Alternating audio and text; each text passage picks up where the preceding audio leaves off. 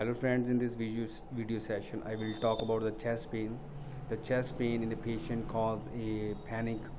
Uh, so a patient should know what are the features of a typical angina.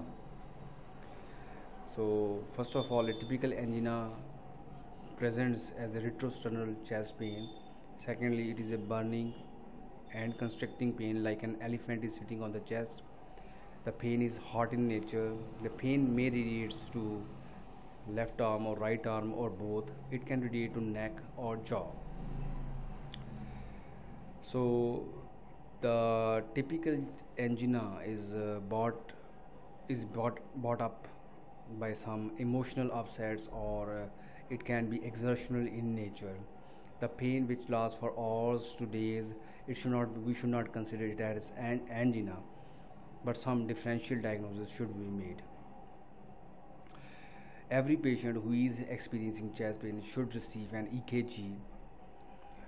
So EKG may show some ST changes or T wave changes. Sometimes the EKG is normal and the patient is experiencing chest pain. At that point, we should consider some endothelial dysfunction is going on in the patients, such as the patients who are suffering from diabetes and other chronic diseases like COPD or other chronic diseases. So what to do when you have a chest pain? First, an EKG is required. Second, an ultrasound is required to rule out gallstones. And third, an X-ray chest is required to rule out any pathology of the lung. So X-ray chest, and the last and the final diagnostic tools we should apply is an echocardiogram.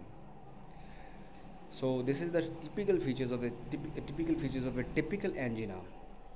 If angina, we can take it a typical angina.